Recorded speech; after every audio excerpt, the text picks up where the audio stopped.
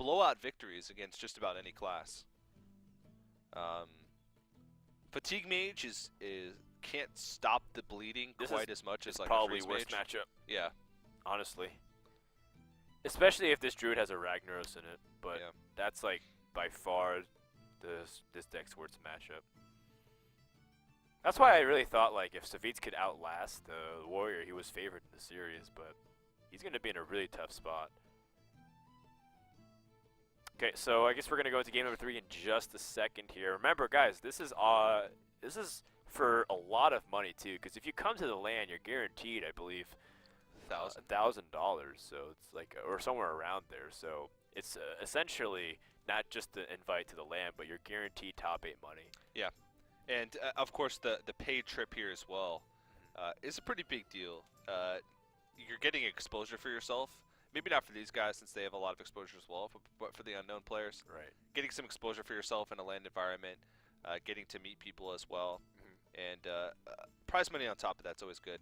These guys, though, it's the last chance, and it's the last match, so. It's the last chance. Savjz has proven himself many times to be pretty clutch in tight situations, but Kitkatz, you know, it's really starting to come out to be one of his breakout performances that people have been waiting for a long time. So Savjz so badly wants to disrupt the wild growth turn that he's willing to play an explosive sheep, but it's like, it's not that type of deck. You're not trying to rush. Yeah. Or disrupt like a shade turn as well, like a coin shade. All right, what's the best way of mana usage here? You have up to 5. You could put Spectral Knight out. Yeah. It makes it so you don't have a play next turn. Yeah, what if he just answers with Doomsayer? You can. Oh yeah, you can't even keep her the grove because you wouldn't even have the mana available to do that. Job's done. Yeah. Has to just duplicate. Savjz is playing so fast.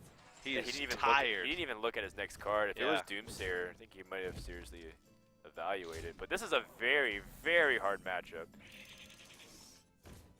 It's hard to emphasize how difficult it is, without just like seeing it in person. Because the Druid will rarely get to fatigue. You're gonna be helping it draw cards also. Also, you never have to acknowledge their duplicate. And I think Kitkatz. Oh, okay. There's a Doomsayer waiting. Yeah. Keeper waiting though.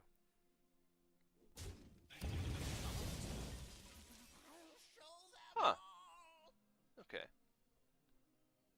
Yeah. Not much use, but it's still 2-2. Yeah.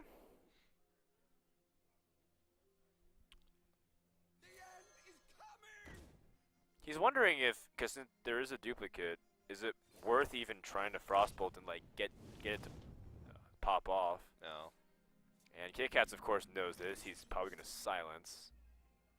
Yeah, and keep pushing through. I mean, he could kill it with damage as well, but Right. But you don't want to activate the duplicate. He's pressuring too in the meantime. yeah, you just want to pressure, pressure, pressure. It's unfortunate that he can't Frost Nova and Echo here. Yeah. Well, even if you Frost Nova and Echo, you still have yeah, to play the Doomsayer itself. Yeah, he does have a Flame Strike next turn.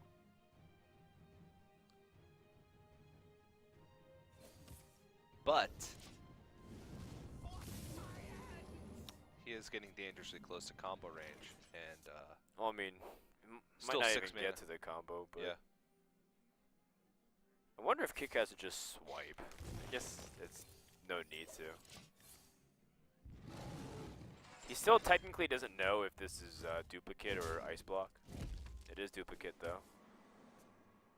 Yikes. Worst draw possible. Yep. Alright, so finally Spectral Knight dies, but after 16 points have been dealt. That's about as much as you can ask for. And Spectral Knight's just so problematic to deal with for a lot of classes. Especially out of there's hand. also a Lotheb. Yeah, Lotheb's just going to be able to lock him out. Once he has game-ending damage, just play a Lotheb, and then there's just not many opportunities for Fatigue Mage to be able to try and stall things out any longer. Now this is quite humorous, because this one's going to get silenced too, and then finally Savjz will have 2 more Doomsayers in hand. And he's going to be able to Frost Nova Doomsayer while playing Echo Video. I must safeguard Oh wait, no he won't. No, Just he loaf won't. him. Well, he Oh can. boy. Oh, jeez. He can choose one or the other, but Right. the only way he'll be able to survive is if he uses the Frost Nova here. Yeah, it's a matchup you're most likely not going to be able to win. Anyways, so knowing that Savjz has already kind of resigned himself, it's more of like a, well, maybe I can try, but it's already still a low percentage. This So- is the fastest I've ever seen Savjz play this deck, too. Well, the deck usually requires a little bit more thought, but it's very straightforward. Druid's great at pressuring. You're not going to get to the fatigue stage versus this deck. The way Druid you can take advantage of Druid is to get early taunts and abuse the Death Lord getting like bad stuff. So like the Death Lord pulls out their Keeper of the Grove, Yeah. then your Doomsayer can like pop off easier.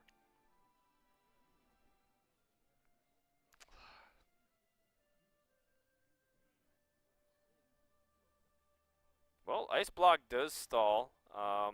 If he plays this Antique Healbot, he might get a duplicate target, but I mean, I think you have to echo here. yeah. But even if you play a Doomsayer, it doesn't accomplish anything. Yeah, but if you He's play going to be able to pop the Ice Block and kill off the Doomsayer. yeah, and if you play Anti-Killbot, he's going to be able to pop the block Right. either way. So your chances to draw, I guess your chances to draw a freeze of some sort like Blizzard. But as long as Kitkatz just does 8 damage and not overkill, you'll be good to go.